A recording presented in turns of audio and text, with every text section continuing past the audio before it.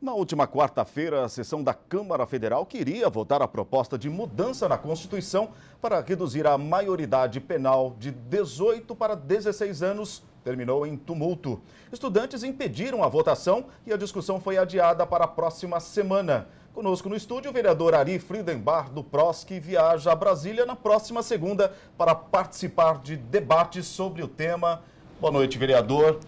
Onde e quando vão ser realizados esses debates?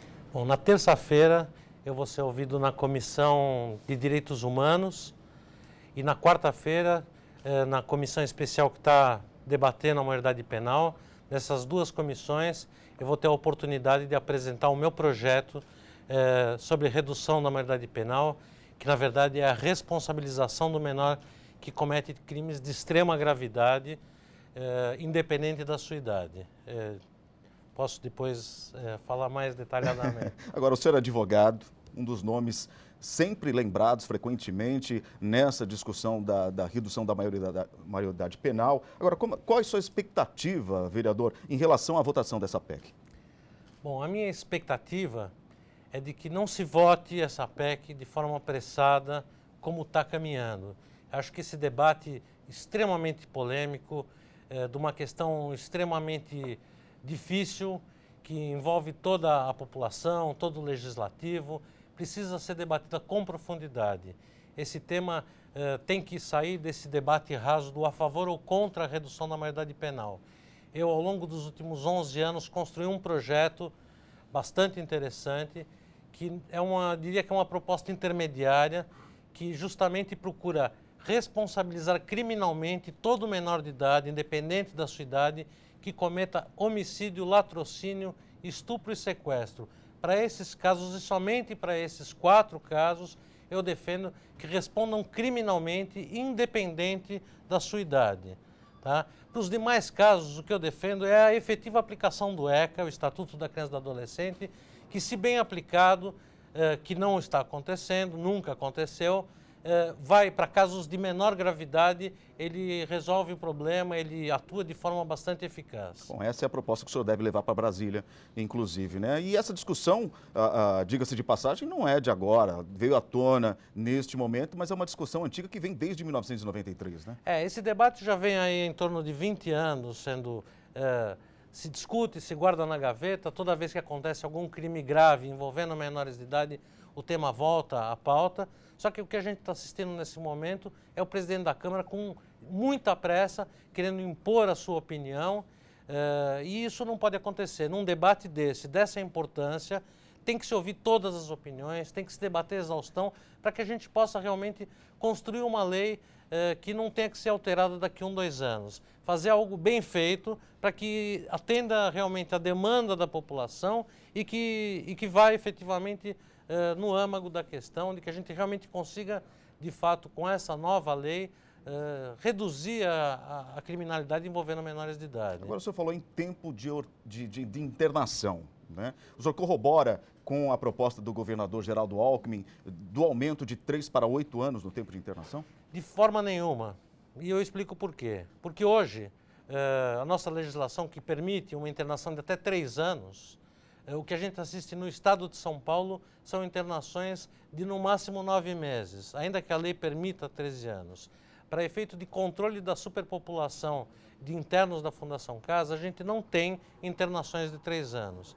Então eu entendo que essa proposta do governador, que conhece profundamente a situação da Fundação Casa, é um pouco golpista, porque a gente pode aumentar para 8, para 10, para 50 anos, se eles ficam 9 meses, não adianta você poder internar por mais tempo se isso não é cumprido. Se cumprisse 3 anos para casos de casos graves, mas não tão graves como esses 4 que eu elenquei, já seria bastante. 3 anos de internação num trabalho bem feito, de ressocialização, isso já atingiria resultados muito importantes.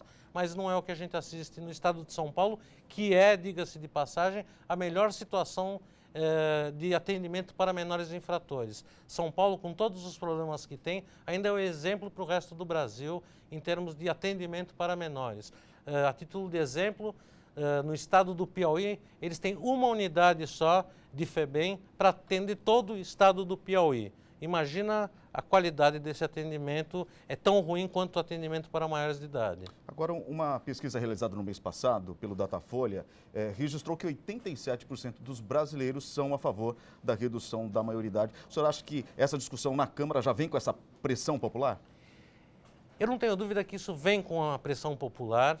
Agora, cabe ao legislador não só ouvir a manifestação popular, porque a gente representa a vontade do povo, a gente está aqui eleito e, portanto, deve ouvir a manifestação popular, mas também cabe ao legislador apresentar eventualmente outras soluções, outras posições que talvez deem um resultado mais efetivo. Eu acho que esses resultados que a gente está há anos assistindo aí, variando de 87% a 92% a favor da redução da maioridade penal, tem um ingrediente muito importante, que é a mídia fazendo campanha forte para a redução da maioridade penal. A gente tem interesses muito importantes que a gente não pode deixar de falar, que é muito importante isso.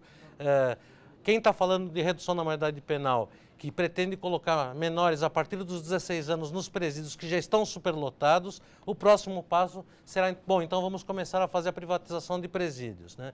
Então há interesses econômicos muito importantes também por trás dessa discussão, que as pessoas, quando dão o seu voto a favor da redução, obviamente não têm conhecimento da indústria dos presídios, da indústria da blindagem de veículos. Nós temos a maior frota de veículos blindados do mundo, a indústria de empresas de segurança, quer dizer, existem interesses não tão heterodoxos, vamos dizer assim, que também estão por trás desse debate. O que a gente precisa é construir uma lei que realmente não tenha que ser alterada daqui a 2 anos, porque reduzir a maioridade penal para 16 anos, daqui a pouco nós vamos ver que precisa reduzir para 14, porque o crime vai começar a recrutar mais jovens do que os 16. Então, daqui a pouco vão começar os de 15, os de 14, participando do crime de forma cada vez mais efetiva. Então, precisamos ouvir a população, mas também esclarecer a população que existem outras alternativas. E eu acredito que esse meu projeto é uma proposta mais eficaz, mais severa para os casos que tem que se agir com mais severidade. Tá certo, vereador. Obrigado por sua presença aqui no Jornal da Câmara e uma boa viagem a Brasília na segunda-feira. Muito obrigado. Eu espero que a gente alcance o objetivo, que é sensibilizar os deputados, senadores, no sentido de prestar atenção que existem outras opções que não só reduzir ou não a maioridade penal. Obrigado pela oportunidade de estar aqui com vocês mais uma vez. Obrigado.